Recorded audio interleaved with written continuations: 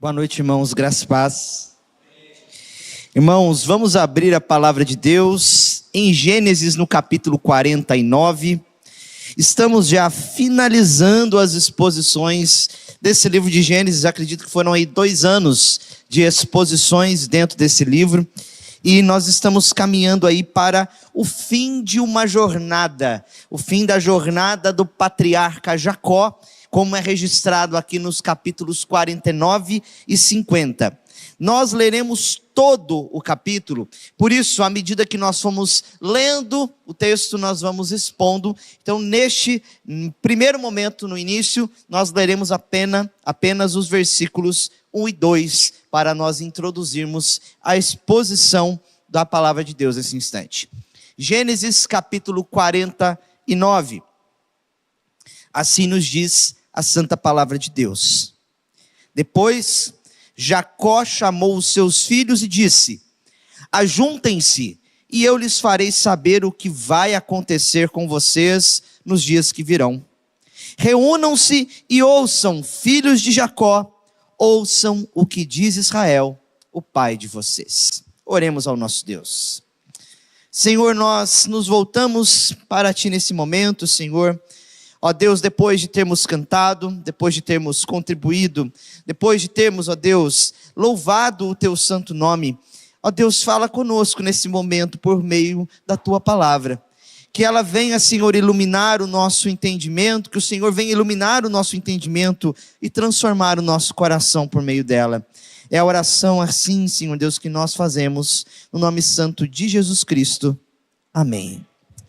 Irmãos, você já parou para pensar em quais serão as últimas palavras que você dirá neste mundo? Quando estiver à beira da morte, quais serão as suas últimas sentenças aqui neste mundo?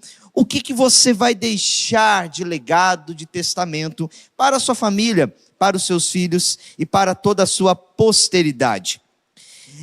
Fiz uma pequena pesquisa no Gemini, essa inteligência artificial do Google, procurando quais foram as últimas palavras mais famosas da história. E o primeiro dele, que eles destacou aqui, foi as palavras de Júlio César, que foram eternizadas talvez ali por um dos maiores poetas que nós ouvimos, que é William Shakespeare. No momento da sua morte, ele fala: até tu, Brutus. Estas foram as palavras que ele disse no momento da sua morte, ficando espantado com a traição de um dos seus melhores amigos, de uma das suas pessoas mais chegadas.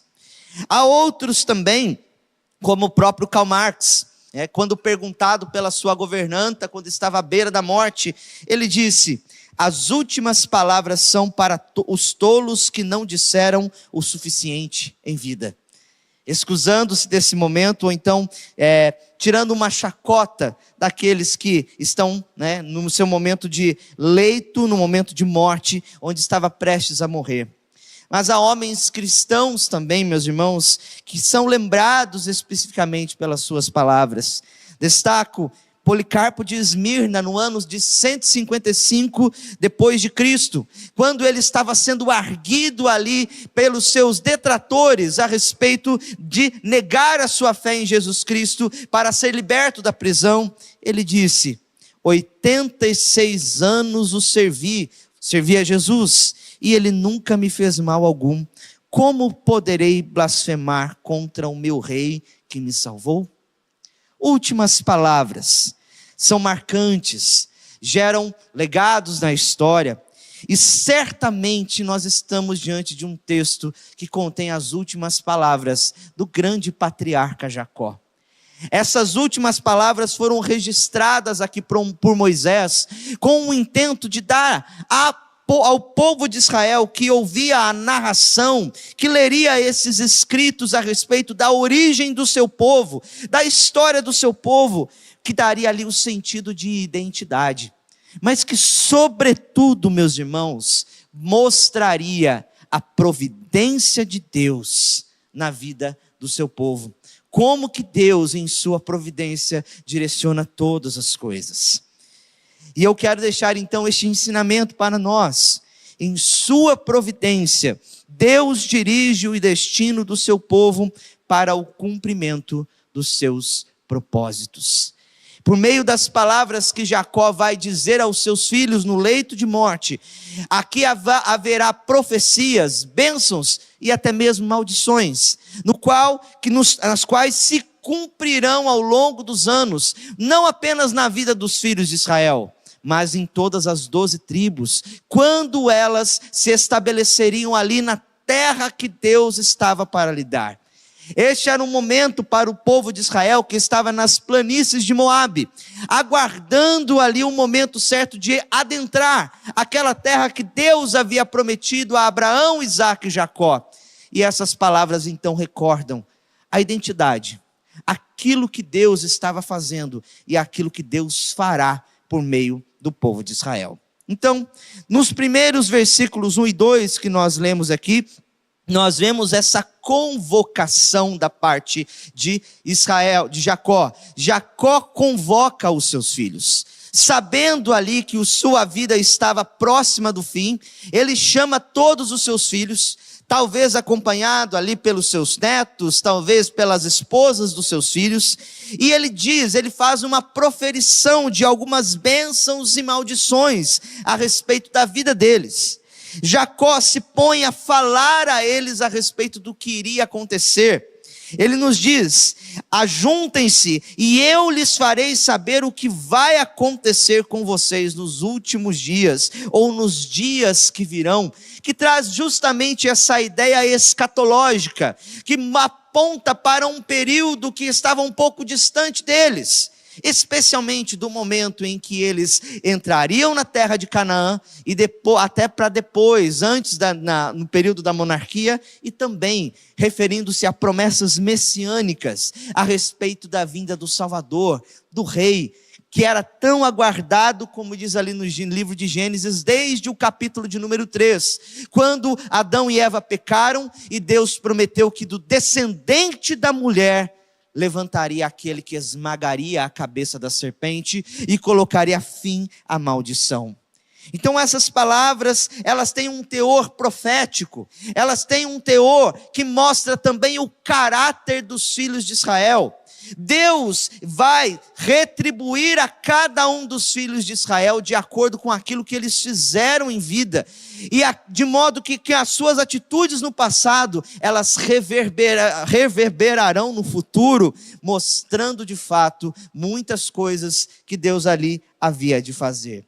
Então, de um modo tão bonito, que talvez nós podemos pensar, um homem idoso, já com seus 147 anos, junto aos seus filhos, depois dele ter abençoado os filhos de José, tomando-os para si de uma forma, por meio da adoção, dando a bênção da primogenitura a eles, certo? Depois de ter abençoado o próprio faraó do Egito, que foi usado por Deus para ser instrumento em sua providência, para preservar o povo de Israel da fome, ele se volta a falar as bênçãos aos seus filhos. E aqui nós vamos ver dos versículos de número 3 até o versículo de número 27, todos os filhos, os 12 filhos de Jacó são mencionados aqui, e eles são colocados por ordem de nascimento, desde o mais velho, do primeiro filho, até o último, que foi Ruben o primeiro, até o último que foi Benjamim.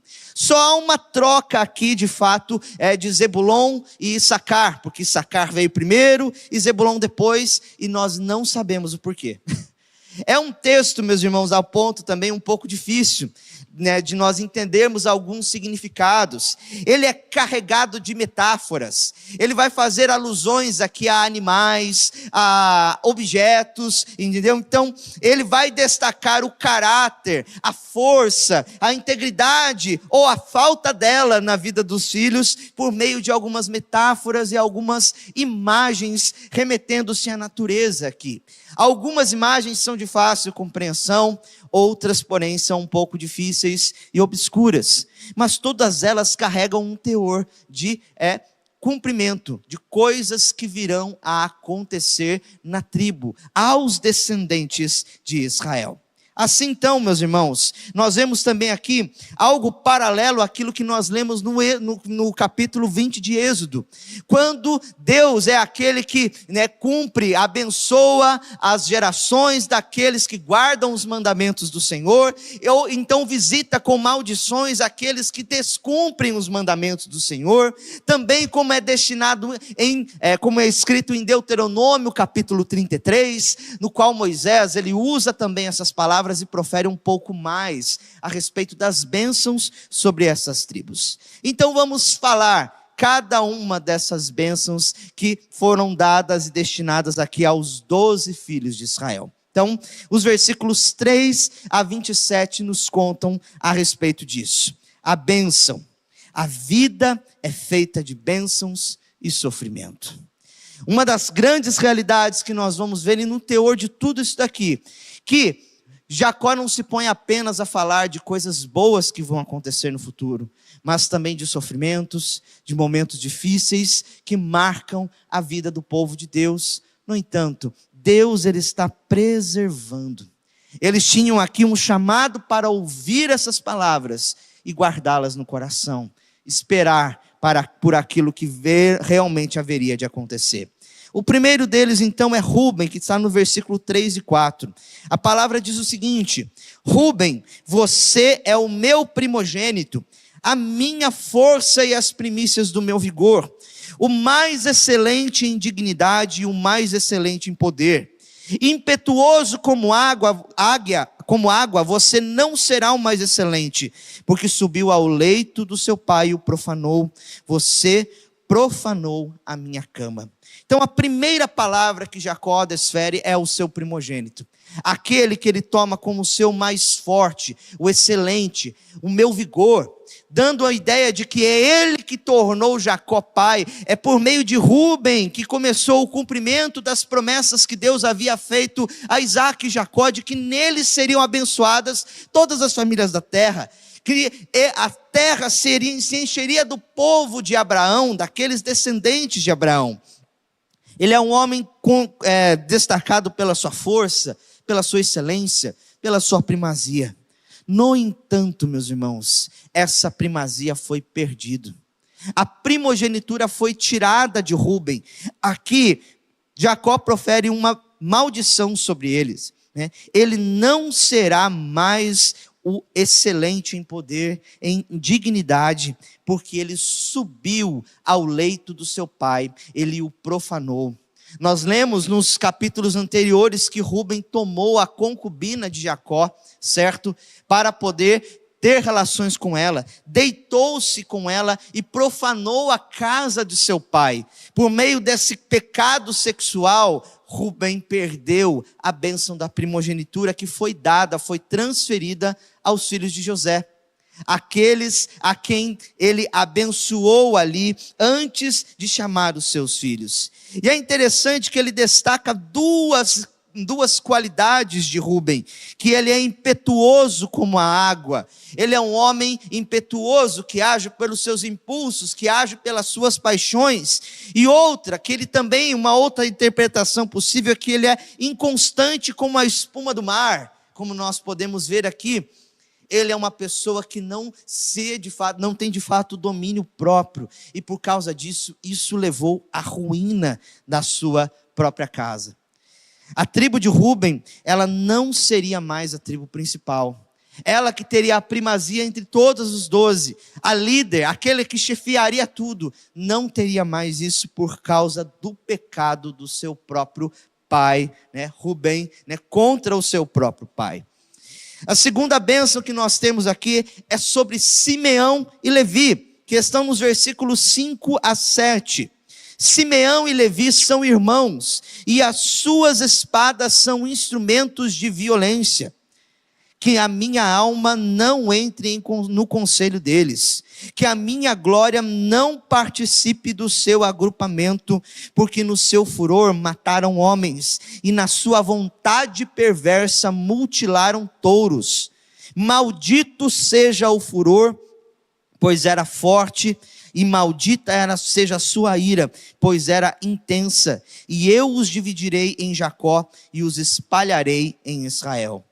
De outro modo, nós vemos aqui os dois outros filhos de Jacó, que são marcados nas Escrituras pela sua ira, pela sua agressividade. Foram esses os homens que mataram toda uma cidade, todos os homens de uma cidade de Siquém, depois que a sua irmã foi violentada. Eles tramaram algo perverso e fizeram com que aqueles homens entraram em acordo com aqueles homens e depois passaram eles ao fio da espada. De modo que Jacó não se agradou da maldade, da perversidade. Embora os filhos estivessem ali brigando pela honra da sua irmã, aquilo não era, vamos dizer assim, uma desculpa para responder com violência maior ainda. De modo que a ira, a perversidade, a espada, como destacado aqui por Jacó, é algo que ele repudia. Ele diz: eu não entrarei no conselho desses homens, eu não darei ouvidos a eles. Eles de fato são homens que agem pela sua perversidade, pela sua ira. E aqui então ele condena e amaldiçoa a ira deles. E a condenação deles recairia sobre os seus descendentes. As duas tribos, tanto a tribo de Simeão como a tribo de Levi, elas não tiveram territórios em Israel, como as outras. Simeão, ela ficou limitada a um pequeno trecho de terra dentro da tribo de Judá. E a tribo de Levi foi espalhada por todas as outras tribos, colocados como aqueles que serviriam ao Senhor no tabernáculo e no templo. Ainda assim, Deus usou de misericórdia para com eles, dando-lhes redenção a respeito disso. Mas eles não herdaram a terra, foram dispersos. Eles não ganharam propriedade, como nós lemos depois no livro de Êxodo e nos livros do Pentateuco. Lemos também aqui, irmãos, a maior bênção que recai sobre o seu filho, o quarto filho chamado Judá, que está nos versículos de número 8 a 12. Acompanhem comigo. Judá, os seus irmãos o louvarão, a sua mão estará sobre o pescoço dos seus inimigos, os filhos de seu pai se inclinarão diante de você. Judá é um leãozinho, da presa você subiu, meu filho. Ele se agacha e se deita como leão, e como leoa, quem o despertará? O cetro não se afastará de Judá, nem o bastão sairá de entre os seus pés, até que venha Siló, aí a ele obedecerão os povos. Ele amarrará o seu jumentinho à vide, e o filho da sua jumenta à videira mais excelente. Lavará as suas roupas no vinho e a sua capa em sangue de uvas. Os seus olhos serão cintilantes de vinho e os seus dentes serão brancos de leite. Está aqui a maior bênção, meus irmãos, que recaiu sobre aquele homem chamado Judá. Por incrível que pareça, aqui Jacó não se referiu aos pecados dele. Porque como nós vemos na Bíblia, no relato anterior, Deus mostra ali os pecados de Judá, mas também mostra a redenção dele, de maneira que ele tomou o partido do seu pai para proteger o seu pai, quando todos estavam ali se sentindo ameaçados por José, que ainda não havia se revelado como governador do Egito. Judá foi aquele que se colocou como fiador de Benjamim, como aquele que de fato pagaria a dívida dele caso Benjamim fosse condenado. E por causa das atitudes dele, ele recebeu então uma bênção maior sobre todos os filhos de Israel. E essa bênção, meus irmãos, essa palavra extensa, ela diz respeito ao reinado da tribo de Judá. Judá foi a tribo que ganhara primazia sobre todas as outras. Sobre dela viriam os principais reis de Israel que governariam toda a monarquia do povo, seja ele dividido ou depois das tribos do sul. Judá, ela ganhou primazia por ser uma tribo ampla e forte dentro do povo de Israel. E aqui, Jacó compara Judá a um leão que destruiu a sua presa, mostrando a sua violência, mostrando a sua coragem diante de tudo. Ele fala que serão louvados pelos seus próprios filhos, eles os louvarão. O próprio Davi veio da tribo de Judá como aquele rei segundo o coração de Deus. o cetro, o poder real estará sobre a tribo de Judá. E é interessante que no livro de Apocalipse, no capítulo 5, versículo 5, o próprio apóstolo João, na última revelação dada pela Bíblia, vai nos mostrar que o leão de Judá, como referente nesses versículos, apontava para o próprio Jesus. E muitas dessas palavras, meus irmãos, elas apontam para o próprio Cristo. O reinado dele se estenderia sobre a tribo de Judá, como diz aqui, até que venha Siló. E essa é uma das palavras, talvez um pouco difíceis de serem interpretadas, porque muitos entendem que essa palavra no hebraico significa também aqueles, certo? A quem o poder pertence. Judá teria primazia até que chegasse o homem a quem todo o poder pertence. E aqui nós temos uma referência direta a Jesus Cristo. É claro que Jacó não sabia nesse momento, mas aquele homem que veria como o Messias, que governaria sobre todos, certo? Vindo depois da linhagem de Davi, que seria o rei dos reis. Ele diz aqui também, certo? Que o bastão, nem o bastão sairá de entre os seus pés, como nos diz o versículo 10. E aqui está, meus irmãos, um eufemismo. O que significa esta frase? Nem o bastão sairá de entre os seus pés. Aqui ele está fazendo uma referência aos órgãos genitais de próprio Judá. De modo que a descendência dele, né, receberia toda o cetro de Deus, a capacidade de reinar até que viesse Siló. Aquele de fato que, né, governaria sobre todas as coisas. E ainda há outras mensagens aqui que alguns teólogos fazem alusão ao próprio Cristo, quando ele fala do jumentinho amarrado à vide, referindo-se a Cristo que assentou-se no jumentinho quando entrou em Jerusalém, falando da videira ali, mostrando a respeito do sacrifício de Cristo, da sua morte e ressurreição. Alguns entendem por este lado, apesar das palavras serem aqui de difícil interpretação. Mas, além de tudo, aqui Jacó demonstra que Judá receberia abundância de vinho e de leite, prosperidade. Uma tribo que era conhecida por sua prosperidade em todas as coisas. E é dela que veio, meus irmãos, o Senhor Jesus. No versículo 13, ele fala de Zebulon, quando diz que Zebulon habitará nas praias dos mares e servirá de porto para os navios, e a sua fronteira se estenderá até Sidom.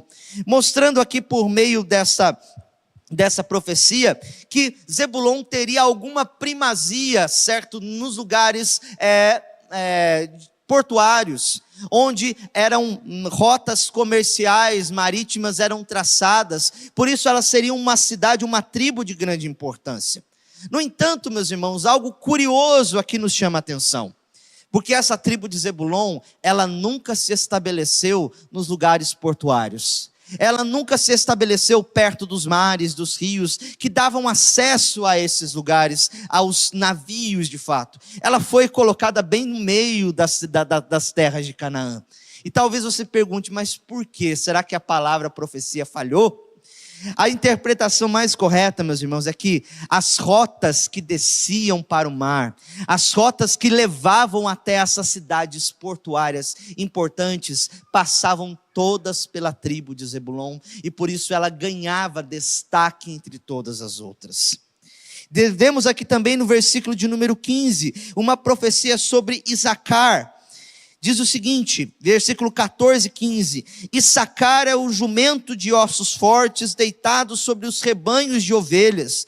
Viu que o repouso era bom e que a terra era deliciosa. Baixou os ombros à carga e sujeitou-se ao trabalho escravo. Mais uma vez ele compara um dos seus filhos a um dos animais, que talvez nos dias de hoje para nós seria ofensivo.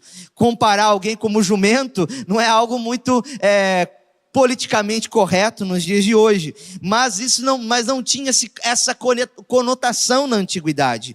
Ele mostra aqui da resistência do próprio Issacar, da resiliência dele ao trabalho, como ele poderia ser forte, mas ele mostra aqui que esse homem, essa tribo que era dada ao trabalho, também era dada ao conforto, porque gostava de se deitar entre os rebanhos, e a palavra rebanho, ela pode ter traduzido pelos currais, pelas cargas, e amou o seu conforto, amou aquilo que ele podia receber, né, desse período confortável da sua vida, de modo que ela até se entregou e foi subjugada à escravidão. E de fato, alguns entendem que Issacar foi uma das tribos mais escravizadas por povos que tentavam dominar aquelas regiões de Canaã.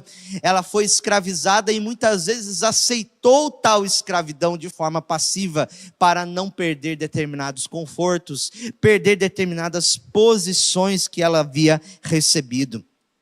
Também nós temos aqui a tribo de Dan, nos versículos de número 16 até o versículo de número 18. Dan julgará o seu povo como uma das tribos de Israel.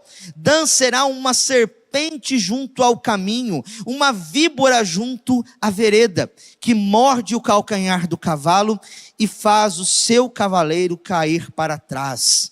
A tua salvação espero, ó Senhor. É interessante aqui que a tribo de Dan era conhecida como a menor tribo do povo de Israel. Mas por ser a menor tribo, não significava que eles não tinham agressividade, potência. Jacó compara ela a uma víbora. E uma víbora, uma cobra, é uma pequena cobra, que quando morde a pata do cavalo, ela faz derrubar o cavalo e o seu cavaleiro, mostrando o poder impetuoso que Dan tinha, ao de fato, mesmo sendo a menor tribo, certo? Mesmo sendo aquelas que seriam atacadas, de fato, por outros povos. Há um jogo de palavras aqui, segundo o reverendo Augusto Nicodemos nos conta, que, né, ele destaca o seguinte, que no hebraico está aqui, Dan significa ataque, e as palavras dirigidas a ele ataque será atacado por atacantes que lhes atacará na retaguarda. Mais ou menos isso, esse jogo de palavras um pouco confuso para nós, mas que nos mostra que eles atacam de fato com grande veemência, depois de serem atacados por outros, por estarem numa região geográfica mais próxima de povos inimigos. Eles seriam os primeiros a receber incursões daqueles que tentariam dominar a sua terra, mas eles eram bravos, eles eram homens que atacavam, eles eram homens que faziam derrubar o cavalo e o seu cavaleiro, certo? Temos aqui no versículo 20, aliás, no versículo 18, Jacó para as suas bênçãos e diz, né? A tua salvação espero, ó Senhor. E é interessante o porquê desse motivo, né?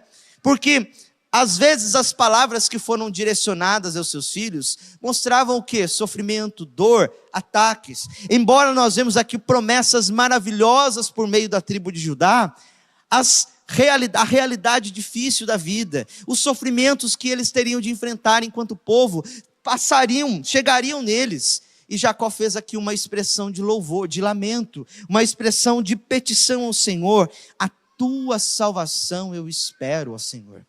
Olhando para a vida desses meus filhos, o que eles vão passar? Senhor, só tu podes de fato cuidar deles, tomar a vida deles, os abençoar. A vida também, meus irmãos, no versículo 20, no versículo 19, ele faz uma palavra direcionada a Gade, como nós falamos aqui, certo? Gade será atacado por guerrilheiros, mas ele lhes atacará a retaguarda. Como eu havia falado aqui para vocês, eu acho que eu confundi, tá bem?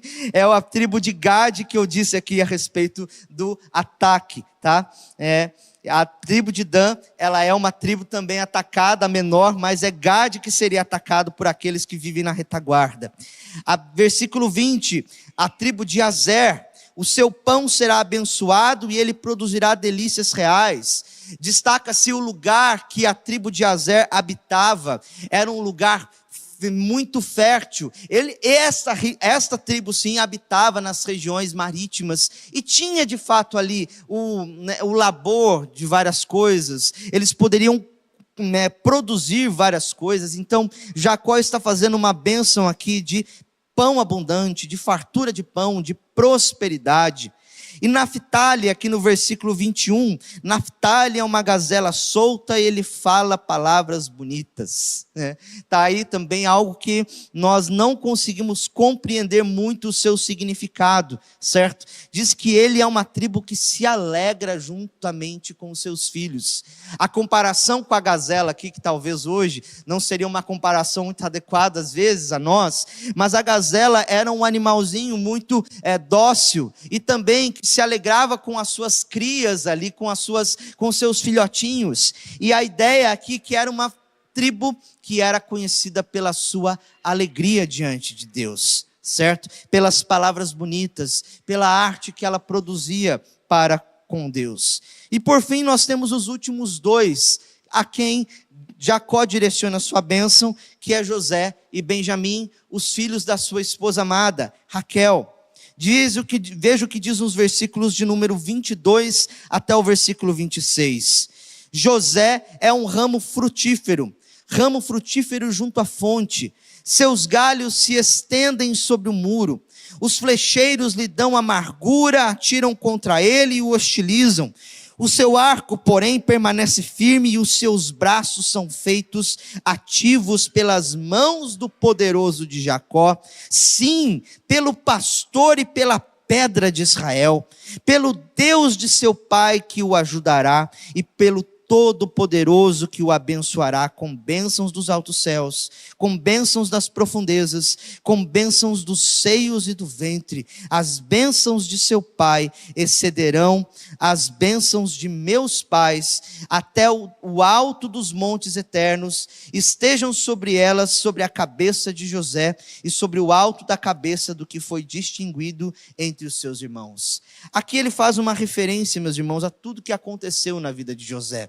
Ele faz aqui no começo, falando comparando José a uma árvore frondosa que estava na beira de um muro, certo? Mas que foi hostilizada pelas pessoas, referindo-se à história dele, de como ele foi hostilizado pelos seus irmãos, que intentaram mal contra ele, mas ele era uma pessoa resiliente, certo? Não por causa dele mesmo, mas por causa do Senhor, que o ajudará, que o ajudou, como diz aqui nos versículos de 24 e 25. E aqui nós temos referências belíssimas ao Deus que nós servimos, meus irmãos, a quem ele destaca como o poderoso de Jacó, o pastor e a pedra de Israel, certo? O Deus de seu pai, o Todo-Poderoso, mostrando que foi a providência e a mão de Deus quem cuidou de José, que fez com que, de fato, por meio dele, todas as outras tribos de Israel fossem preservadas. E aqui então bênçãos foram reservadas por ele, por causa dos seus sofrimentos passados, por causa da sua perseverança diante do Senhor. Ele seria abençoado com as bênçãos dos céus, chuvas, a bênção das profundezas, rios, as bênçãos de fertilidade, do seio, do ventre, as bênçãos de seu pai, toda a prosperidade que marcou a vida de Jacó, de Isaac, de Abraão, cairiam sobre eles, e as bênçãos do alto dos montes eternos, que é uma referência, meus irmãos, à eternidade, que é uma referência às bênçãos espirituais que estavam sobre José e sobre os seus filhos. Certamente, esta é a segunda maior bênção que recai ali sobre um dos filhos amados de José. E por fim, no versículo 27, nós vemos a bênção sobre o Benjamim, que é lobo, que despedaça pela manhã, que Benjamim é lobo que despedaça, pela manhã devora a presa e à tarde reparte o despojo, mostrando também a força de Benjamim. Benjamim foi conhecido como uma tribo de guerreiros, uma tribo que de fato eram caçadores, ferozes, eficientes, homens valentes. Dele veio o primeiro rei de Israel, que foi o próprio Saul. Eram homens de batalha, homens de guerra, os melhores que poderiam ser destacados dentre todas as tribos de Israel. E aqui então no versículo 28, ele fala: estas são as 12 tribos de Israel, e isto é o que lhes falou seu pai quando os abençoou. A cada um deles abençoou segundo a bênção que lhes cabia. Mostrando, meus irmãos, aqui, que todas essas palavras aconteceriam no futuro, que revelariam o que revelam o caráter desses homens e aquilo que iria acontecer com eles em todos os momentos da sua vida até a chegada de Jesus Cristo. Desde o momento que eles entram à terra prometida até a chegada do nosso Senhor Jesus, essas palavras foram se cumprindo, mostrando que o sofrimento, as vitórias, as bênçãos estavam misturadas, esperando, aguardando aquela consumação daquele que viria para reinar sobre todos. E então, no versículo de número 29 a 33, Jacó morre. E é interessante que na sua morte, ele destaca a esperança da vida eterna. Como nos diz aqui o texto: depois Jacó lhes ordenou dizendo: vou ser reunido ao meu povo, sepultem-me junto de meus pais na caverna que está no campo de Efron, o Eteu, na caverna que está no campo de Macpela, em frente a Manre, na terra de Canaã, a qual Abraão comprou de Efron com aquele campo, como propriedade para servir de sepultura. Ali sepultaram Abraão e Sara, sua mulher, e ali eles sepultaram Isaque e Rebeca, sua mulher, e ali eu sepultei Lia. O campo e a caverna que nele está foram comprados dos filhos de Hete. Quando Jacó acabou de dar essas ordens a seus filhos, recolheu os pés na cama, expirou e foi reunido a seu povo. Primeiramente, depois de ter falado todas essas bênçãos aos seus filhos, ele então imediatamente dá ordens, instruções com relação ao seu sepultamento. É algo que talvez os pais mais preocupados, precavidos, desejam fazer. Algo que me chama a atenção foi o pai da nossa irmã Cristina Valota.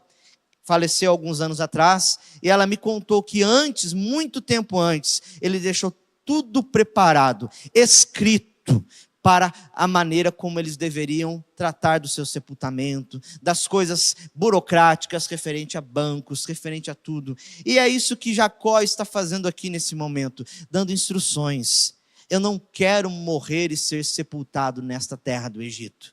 Ele está aqui apegado, meus irmãos, à promessa que Abraão recebeu de que eles herdariam a terra de Canaã. E Abraão, quando comprou essa sepultura aqui no campo de Efron, no campo de Macpela, e ali sepultou a sua esposa Sara, ele mesmo foi sepultado ali. O seu pai Isaque e a sua mãe Rebeca foram sepultados nesse lugar. Ele sepultou ali a sua esposa Lia. Ele também queria ser enterrado naquele lugar, porque ele carregava para si uma esperança. A esperança de que seu povo não morreria no Egito, não ficaria para sempre no Egito, mas voltaria para a terra de Canaã, a terra que Deus havia dado como promessa a seu povo. E é ali que ele queria terminar os seus dias, nessa santa expectativa. Mas mais bonito também é o relato de Moisés, que nos diz que quando Jacó acabou de dar essas ordens a seus filhos, ele recolheu os pés na cama. Outra figura de linguagem. Acredita-se que ele estava sentado ali no momento em que ele falava e proferia essas bênçãos aos seus filhos, certo? Mas ele então se deita. E no momento que ele se deita, quando ele recolhe os pés na cama, é uma expressão para dizer isso, né? Que ele se deitou sobre a cama, ele expirou e foi reunido ao seu povo. E é uma expressão bonita isso. Aqui não é apenas um eufemismo que nós vamos dizer, passou dessa para melhor, ou virou uma estrelinha, como alguns dizem nos dias de hoje. Não, mas revela realmente um caráter de esperança de eternidade. Que ele sabia que o seu povo estava diante de Deus, o mesmo Senhor que fez promessas aos seus pais. E foi da idade de 147 anos, meus irmãos, que de fato Jacó morreu e morreu no Senhor. Destaco aqui algumas aplicações para nós finalizarmos a pregação desta noite. A primeira delas, meus irmãos, que eu destaco é a mão da providência de Deus que rege todos os acontecimentos. O livro de Gênesis é um livro maravilhoso porque nos mostra como Deus providente age. por meio de histórias de pessoas, às vezes comuns, como eu e você, pessoas desprovidas de qualquer, vamos dizer assim, de qualquer virtude, muitas vezes nem mesmo que tenham virtudes ali para ser celebradas. Veja a história do próprio Jacó. Foi marcado por ser enganador, trapaceiro, sofreu trapaça também por parte do seu próprio tio, mas foi um homem que ao longo da vida experimentou a graça de Deus. E Deus, por meio da sua providência, sustentou a vida dele, como havia sustentado a vida de Abraão, de Isaac, seu pai. Sustentou a vida de José em meio a sofrimentos terríveis. E aqui nós podemos ver, meus irmãos, a mão de Deus. Essa mesma mão que estava sobre o povo de Israel, também está sobre nós hoje. Ela governa a nossa vida. Ela rege todos os acontecimentos que estão ao nosso redor, e nós não podemos perder essa perspectiva, nós não podemos perder esse olhar da providência de Deus sobre todas as coisas. E isso era muito importante para o povo de Israel. Eles tinham de olhar tudo aquilo que eles estavam prestes a vivenciar, entrando ali na terra prometida como algo da providência de Deus, o Deus que cumpre as suas promessas, o Deus que nos revela por meio da história do nosso povo, certo? Em segundo lugar, eu quero destacar aqui que os pecados trazem consequências danosas para as outras gerações, se não forem confessados e tratados. Veja o dano que o pecado de Rúben trouxe à sua vida. Veja o dano que os pecados de Levi e Simeão trouxeram. Lascívia, ira, morticínio, a preguiça de Sacar se sujeitou mesmo à escravidão, mesmo que essas palavras sejam tão enigmáticas, mas nos dizem a respeito disso para experimentar conforto. Irmãos, nós lidamos com a realidade do pecado constantemente. E o pecado não afeta só a nossa vida. O pecado ele não afeta apenas a minha vida, o meu coração, mas aqueles que estão ao nosso redor. Muitas pessoas podem ser influenciadas por comportamentos e hábitos pecaminosos que nós temos. Como que você tem lidado com os seus pecados? Você tem sido uma pessoa que, ao ser repreendida, ao ser admoestada pela palavra, você demonstra arrependimento? Ou você tem demonstrado dureza de coração? O pecado da lascívia te apanha todos os momentos?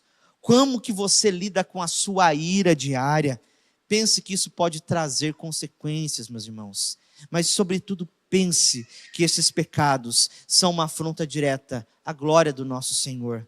A glória do nosso Senhor Jesus Cristo, que foi pregado na cruz do Calvário em nosso favor, que derramou o seu sangue em nosso favor. Em terceiro lugar, eu destaco, meus irmãos, a esperança de redenção permeia toda a nossa história e nos faz seguir adiante. Todas essas bênçãos, todos esses acontecimentos, mesmo aquelas coisas difíceis, elas estão permeadas pela promessa, pela esperança de redenção. Talvez você viva hoje dizendo: meu Deus, como é difícil viver nesse mundo. Como é difícil ser parte do povo de Deus. Como é difícil lidar com os meus próprios pecados. Como é difícil lidar com as minhas próprias mazelas. Mas de uma coisa nós não podemos perder. Se nós não podemos perder de vista a providência, nós também não podemos perder de vista a esperança. A redenção de Cristo já se manifestou na cruz do Calvário, mas ela se manifestará também no último dia, meus irmãos. Cristo nos promete que não haverá mais choro, não haverá mais lutas. Quando Ele voltar, quando restaurar todas as coisas, ou quando nos encontrarmos com Ele na eternidade, viveremos um estado de perfeição diante de Deus, de santidade diante do Senhor, porque já não teremos mais a presença do pecado a nos molestar. E isso para nós, irmãos, é algo para o qual nós podemos esperar. O Senhor cumprirá tudo aquilo que Ele começou. Aquilo que Deus prometeu a Jacó, a Abraão, Isaac, Ele cumpriu. Porque Ele não cumpriria aquilo que Ele mesmo disse a nós, quando voltar na sua segunda vinda. Espere no Senhor. Em quarto lugar, meus irmãos, eu destaco que o Evangelho está nas narrativas do Antigo Testamento. Que beleza para nós foi pregar. Que privilégio para nós é pregar o livro de Gênesis e ver Cristo.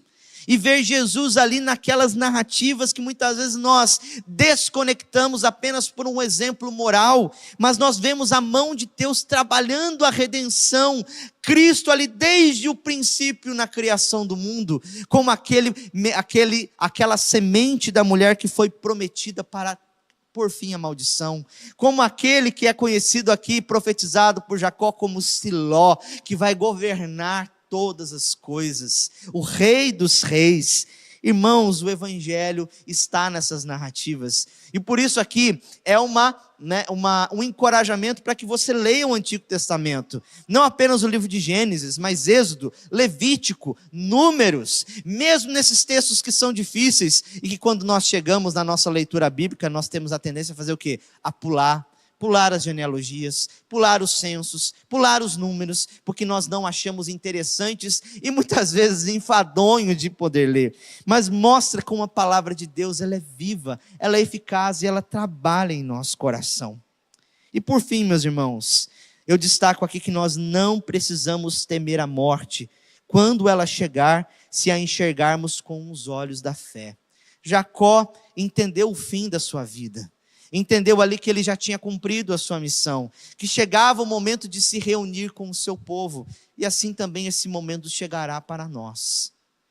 Esse momento chegará para todos nós. Quais serão as últimas palavras que nós diremos aos nossos filhos, aos nossos amigos, aos nossos irmãos? Será que morreremos guardando a fé no coração, esperando eu vou me reunir com o meu povo? O próprio Tim Keller, um dos homens, um dos pastores mais amados da nossa geração, ele disse, antes de partir: meus irmãos, me deixem estar com Cristo, eu anseio por estar com Cristo. Mesmo no seu leito de morte, sofrendo contra um câncer, ele diz essas palavras. Às vezes temos dificuldade, e realmente temos, meus irmãos. Lidar com a morte não é algo fácil para nós. Não é algo que todo mundo assim, que delícia, que legal. Nós tememos, muitas vezes nós não queremos, e certo que nós lutamos pela nossa vida, e é assim que deve ser. Mas quando esse momento chegar, que possamos manter a perspectiva eterna. Olhá-la pelos olhos da fé. Do Cristo que venceu a morte e que nos vai reunir com o seu povo, com o povo de Deus, nos montes eternos, nas regiões celestiais, onde nós encontramos plena alegria em todo o tempo. Amém? Coloque-se de pé no seu lugar, vamos orar nesse instante.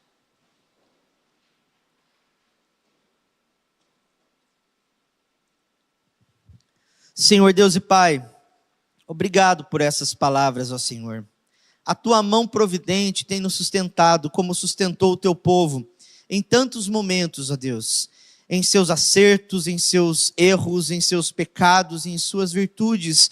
A tua mão providente conduziu o teu povo, ó Deus, passando pelo Egito nos sofrimentos, sendo tirados do Egito, conquistando terra de Canaã, sendo levados pelo exílio, sendo tirados de lá, voltando para lá, espalhados pela face da terra, meu Senhor.